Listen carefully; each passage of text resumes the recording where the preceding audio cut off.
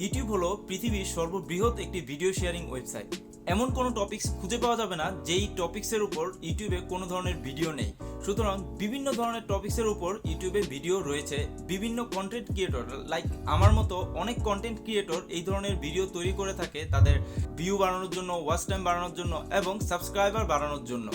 So subscriber যত বাড়বে, viewer যত বাড়বে এবং ওয়াচ টাইম যত বাড়বে, ততই আপনার আর্নিংটা বেড়ে যাবে। ওয়াচ টাইমের উপরেই নির্ভর করে আপনার চ্যানেলটি গ্রো হবে কিনা, সাবস্ক্রাইবার বাড়বে কিনা, লাইক বাড়বে কিনা।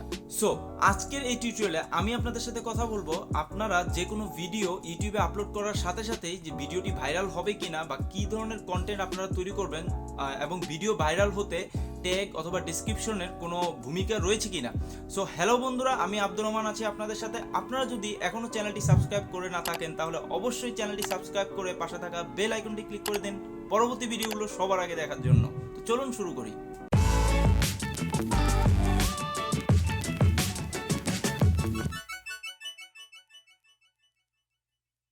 তো বন্ধুরা, আমরা যারা কন্টেন্ট ক্রিয়েটর রয়েছি তারা আমরা সকলেই জানি যে 2019 সালের আগে, দ্যাট মিনস 2018, 17, 16, 15 এই সালগুলোতে বিভিন্ন জিনিসের উপর ডিপেন্ড করে আসলে ইউটিউবের ভিডিওটি ভাইরাল হবে কিনা সেই বিষয়টি নিশ্চিত করা হতো। যেমন নির্ভর করা হতো ভিডিওর ট্যাগটি কী ট্যাগ ইউজ করা হয়েছে, ভিডিওর ডিসক্রিপশনে কী ইউজ করা হয়েছে, ভিডিওর কিওয়ার্ডস কী ইউজ করা হয়েছে এবং টাইটেলটি, সেই সবগুলো টোটাল বিষয়গুলোর উপর ডিপেন্ড করে আসলে ভিডিওটি ভাইরাল হওয়ার সম্ভাবনা থাকতো। 2019 সালে এসে আমাদের এই সকল ধারণাগুলো পরিবর্তন করে দিয়েছে ইউটিউব তাদের নিজস্ব ইউটিউব ব্রাউজিংয়ে এনেছে অনেক পরিবর্তন এবং অ্যালগোরিদমের কিছুটা পরিবর্তন এনেছে। এই ফলে আমাদের ভিডিও র্যাঙ্কিং করবে কিনা সেই বিষয়গুলো তিনটা জিনিসের উপর ডিপেন্ড করে। প্রথমত হচ্ছে যে ভিডিওর কোয়ালিটি, এবং দ্বিতীয়ত হচ্ছে যে আপনার ভিডিওতে যে থাম্বনেলটি ব্যবহার করেছেন সে থাম্বনেলটি, এবং তৃতীয়ত হচ্ছে যে ভিডিওটির টাইটেল। সো বন্ধুরা, প্রথমটি হচ্ছে যে, আবারও বলছি আমি, প্রথমটি ইউটিউব আপনার ভিডিওর কোয়ালিটি, দ্বিতীয়টি হচ্ছে যে থাম্বনেল এবং তৃতীয়টি হচ্ছে যে ভিডিও টাইটেল। সো প্রথমটি আসি, আমি কোয়ালিটি সম্বন্ধে কথা বলি যে আপনার ভিডিওটি কী ধরনের কোয়ালিটি ফুল ভিডিও দিলে আপনার ভিডিওটি র্যাঙ্কিং করবে। ওকে, সো প্রথমে যে কথাটাই বলবো, আপনার ভিডিওটি কোয়ালিটির সম্বন্ধে আমরা এখনই মনে করে নিচ্ছি, একটি ধারণা করে নিচ্ছি যে কোয়ালিটি হতে পারে আপনার ভিডিওর রেজুলেশন, আপনার ভিডিওতে যে অডিওটি আপনি ব্যবহার করেছেন সেই অডিওর আপনার ফ্রিকোয়েন্সি কতটা হাই অথবা ফ্রিকোয়েন্সি কতটা আপনার ক্লিয়ার, সেই বিষয়গুলো নিয়ে। সো আপনি এতটুকু নিশ্চিত থাকেন যে আপনার ভিডিওর রেজুলেশন কতটুকু বা অডিও কতটুকু ক্লিয়ারিটি রয়েছে, সেই বিষয়ের উপর আপনার ভিডিওটি ভাইরাল হওয়ার সম্ভাবনা একেবারেই নেই। তাহলে কোন বিষয়টির উপর আপনারা আশা করতে পারেন যে আপনার ভিডিওটি ভাইরাল হওয়ার সম্ভাবনা রয়েছে? তাহলে কোয়ালিটি সম্বন্ধে আসলে কি বোঝায় এই বিষয়টা নিয়ে যদি আমি কথা বলতে চাই, তাহলে আমি বলবো কোয়ালিটির যে মূল ফ্যাক্টর রয়েছে সেটা হচ্ছে যে কন্টেন্ট। আপনি কোন কন্টেন্ট নিয়ে ভিডিও বানাচ্ছেন সেই বিষয়টা। আপনি যদি কন্টেন্ট সিলেক্ট করতে কোনো ভুল করেন তাহলে আপনার ভিডিওটা ভাইরাল হবে না। যদি কন্টেন্টটা আপনি সঠিক কন্টেন্ট সিলেক্ট করে দেন তাহলে অবশ্যই আপনার ভিডিওটি ভাইরাল হওয়ার পসিবিলিটি রয়েছে। আমি এই ভিডিওটি যখন আপলোড করছি ঠিক এই সময়টাই এখন বাংলাদেশের প্রায় বেশিরভাগ ক্ষেত্রেই রয়েছে আপনার পদ্মা সেতু নির্মাণে বা বাচ্চাদের গলা কাটা হচ্ছে, সেই ধরনের একটি নিউজ প্রায় ছড়িয়ে যাচ্ছে। এই কন্টেন্ট নিয়ে যদি আপনি কোনো ভিডিও তৈরি করেন তাহলে সেটা ভাইরাল হওয়ার সম্ভাবনা অনেক রয়েছে। এটা ডাজন্ট ফ্যাক্ট যে আপনার ভিডিও কোয়ালিটি কেমন হচ্ছে, আপনার ভিডিওর রেজুলেশন কেমন হচ্ছে, ভিডিওর অডিওর কোয়ালিটিটা কেমন হচ্ছে, সেই বিষয়টির উপর ডিপেন্ড করে না। কিন্তু মানুষ জানতে চায় যে আসল তথ্যটা কি। যে আমরা পদ্মা সেতু তৈরিতে যে গুজবটা শুনছি যে পদ্মা সেতু নির্মাণে অবশ্যই বাচ্চাদের মাথা লাগবে, মানুষের মাথা লাগবে, সেই গুজবটা নিয়ে আসলে মূল তথ্যটা কি, সেই নিয়ে যদি এখন বর্তমানে আপনারা ভিডিও তৈরি করেন তাহলে অবশ্যই সেই ভিডিওটি ভাইরাল হওয়ার পসিবিলিটি 40 থেকে 50% রয়েছে, কেননা সেটি এখন বর্তমানে ভাইরাল টপিক।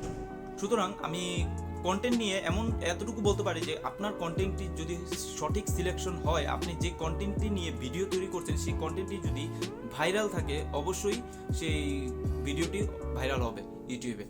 আর সব থেকে মোস্ট ইম্পর্টেন্ট পার্ট যেটা হচ্ছে যে আপনি যদি আপনার ভিডিওকে ভাইরাল করতে চান আপনার ওয়াচ টাইম বাড়াতে হবে। কিভাবে আপনি আপনার ওয়াচ টাইম বাড়াবেন? আমাদের ক্রিয়েটিভ ইনসাইডর নামে একটি ইউটিউব চ্যানেল রয়েছে যেটা ইউটিউবের এমপ্লয়ি দ্বারা পরিচালনা করা হয়। সেই চ্যানেলটিতে তারা জানিয়েছে যে আপনার ভিডিওটি যদি প্রথম মানে আপনার ভিডিওটি যদি ওয়াচ টাইম বাড়ে, দ্যাট মিনস আপনি যে কন্টেন্টটি নিয়ে ভিডিও তৈরি করেছেন সেই কন্টেন্টটি ভাইরাল হতে তো হবেই, তারপরেও যদি এমন কোনো বিষয় থাকে যেটা আপনি ভাইরাল করতে চাচ্ছেন, এমন কোনো কন্টেন্ট যেটা ভাইরাল করতে চাচ্ছেন, যেটা ভাইরাল না তবে ভাইরাল আপনি করতে চাচ্ছেন, তাহলে সেই বিষয়টার দিকে লক্ষ্য রাখবেন যে আপনার এই কন্টেন্টটা যে যখনই মানুষ একটা ক্লিক করে আপনার টাইটেলে অথবা থাম্বনেল দেখে ক্লিক করে যে ভিডিওটি ঢুকার পরে যেন সাথে সাথে ভিডিওটা কেটে না দেয়। দ্যাট মিনস আপনার ভিডিওটা চলাকালীন অবস্থায় সে 4 থেকে 5 মিনিট যদি ভিডিওটা দেখে, তাহলে যদি 100 জনের মধ্যে এরকম 60 জন বা 70 জনও ভিডিওটি আপনার 4 থেকে 5 মিনিট ভিডিওটি একটানা দেখতে থাকে, তার মানে ইউটিউবের অ্যালগরিদম ওই জিনিসটাকে ফোকাস করবে যে নিশ্চয়ই ভিডিওটা অনেক ইম্পর্টেন্ট, মানুষের জন্য অনেক ইম্পর্টেন্ট এবং শিক্ষণীয় অনেক কিছু রয়েছে, যেটা আসলে যে জন্যই আসলে মানুষ ভিডিওটা দেখছে। এভাবে ওয়াচ টাইম বাড়ানোর ফলে আপনি আপনার ভিডিওটি ভাইরাল করতে পারবেন। তখন ইউটিউব জানবে যে ইউটিউবের যে অ্যালগরিদমটা ইউজ করা হয়েছে, এই অ্যালগরিদমটা আপনার এই ভিডিওটাকে ভাইরাল করার জন্য বিভিন্ন ইউজারের আপনার সাজেশন বক্সে আপনার ভিডিওটিকে রেখে দেবে, যেন এই মানুষ ওই ভিডিওটিতে আপনার এই ভিডিওটিতে শিফট করে। দেন দ্বিতীয় যে কথাটি আমি বলবো, আপনারা থাম্বনেল তৈরি করবেন। আপনাদেরকে অবশ্যই থাম্বনেল তৈরি করতে হবে, একটি কাস্টম থাম্বনেল। ইউটিউবে ভিডিও আপলোড করার পরে আপনারা দেখবেন যে ডিফল্ট হিসেবে 3টি থাম্বনেল নিচে থাকে। এই ধরনের থাম্বনেল আপনাদের ইউজ করা যাবে না যদি আপনার ভিডিওটি ভাইরাল করতে চান।